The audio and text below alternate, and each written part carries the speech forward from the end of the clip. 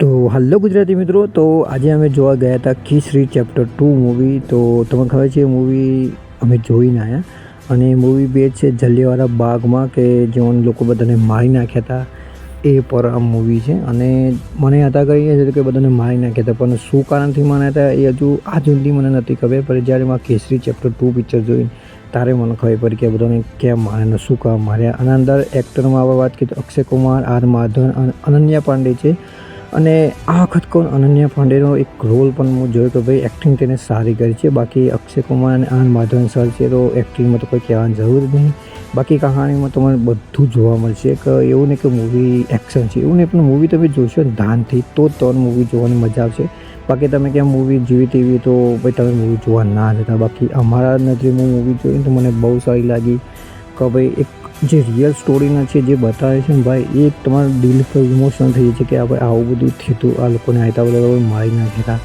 કોઈ drama movie છે જેમાં અંદર ઘણું કેસ સોલ્વ કરવા માટે ઘણા એવા સીનો પણ તમને બતાવ્યા છે, લોજિકલ જેવા સીનો છે. એવું નહીં કે જોતો સીઓ વાયક સીનો તમને બતાવી દીધો એવું કોઈ નહીં. બાકી મૂવીના અંદર બધું બહુ ઇમ્પેક્ટ છે કે અંગ્રેજોએ આવું કર્યું હતું ને આ લોકોને મારી નાખ્યા હતા. ત્યાંની પબ્લિક કોઈ ઊભું નહોતું થતું. ત્યારે આ એક છોડી આપણે જે અનન્યા પાંડે અને અક્ષય કુમાર સરે આ કેસને જીત્યો અને કેસને આજ સુધી એ કેસ પણ હાર્યા નહોતા. અને આજે અક્ષય કુમારના જે એક્ટર છે જેનો કિરદાર નિભાવે છે એ પણ તેઓનું એક થોડું શું કહેવાય બાયોપિક કહેવાય કે હું એક થોડું એક છે તેમાં વાતો પણ તમને બતાવવામાં આવી છે. અને મૂવીના અંદર જે આ ટ્વિસ્ટ છે ને ભાઈ જલિયાવાલા બાગનો એ અમે નાનપણમાં ભણતા ને તારા મન નિહાળમાં કહેતા હતા કે જલિયાવાલા બાગમાં લોકોને આયતા મારી નાખ્યા હતા. પણ જ્યારે આ મૂવી તમે જોશો ને તો રિયલમાં તમને ખબર પડશે કે કેમ મારે ને શું કામ મારે લોકોને. એક ભૂલના કારણે લોકોને બધાને કેટલા માણસો મારી નાખ્યા, ગટરોમાં નાખી દીધા, કૂવામાં નાખી દીધા, જો તો એમાં લાશો પાડી નાખી, કોકને પૈસા આપીને બોલતી બંધ કરી દીધી. અંગ્રેજો સરકાર પણ એક જ માણસે સવાલ ઉઠાવ્યો અને આ કેસને આગળ વધાર્યો.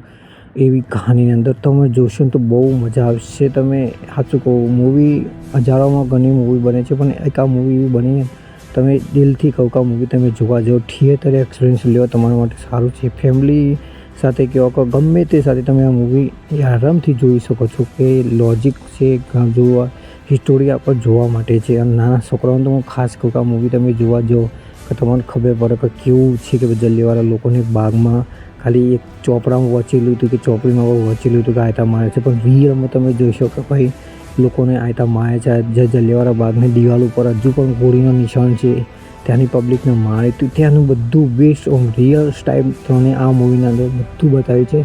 એક્ટિંગમાં તમને કશી કોઈ જાતની ફરિયાદ તમને નહીં. મૂવી જેવી ચાલુ થાય છે એનો જે પહેલો સીન તમે જોશો ને હું તમને સાચું કહું કે તમારો બીક લાગી જશે કે એ લોકોને એતા મારે. અને લાસ્ટમાં જે ક્લાઇમેક્સ સીન જેનો છેલ્લો સીન છે જ્યાં અક્ષય કુમારે અંગ્રેજો સામે શું બોલ્યો અને કેવું બોલ્યો અક્ષય કુમાર, તો એ જોવા માટે છે મૂવીના અંદર. બાકી બધાનું કામ મને બહુ પરફેક્ટ લાગ્યું, કોઈનું કામ એવું નહીં. મ્યુઝિકમાં તમે કહો તો બધા ગીતોએ જે આપણે જે કેસરી ચેપ્ટર 1માં છે એ થોડું ગીતો યુઝ કરે છે. બાકી બધું મૂવીમાં બધું સારું છે. કેસ ચેતા લડે છે, કેસ ચેતા જીતે છે, બધું જો હું અત્યારે કહી દઉં તો તમને મજા નહીં આવે. બાકી ઓલરેડી તમે જે મૂવી જોશો ને તમે જાતે પોતાના ફેમિલી સાથે તમે મૂવી જોશો ને તમને ખબર છે કે મૂવીમાં શું છે. આમ ઊંઘું આવી જાય યાર, આમ શું કહેવાય, બધું ફિલિંગ આખી અલગ છે. એટલે હું કોઈ થિયેટરમાં મૂવી તમે જોવા જાઓ ને તો બાકી તમને મૂવી બહુ સારી લાગશે. ડિરેક્શનનું સારું કર્યું છે, જે પોતે વકીલ જ છે અને એની પહેલી ફિલ્મ છે કે જેણે આ ફિલ્મ ડિરેક્ટ કરી છે.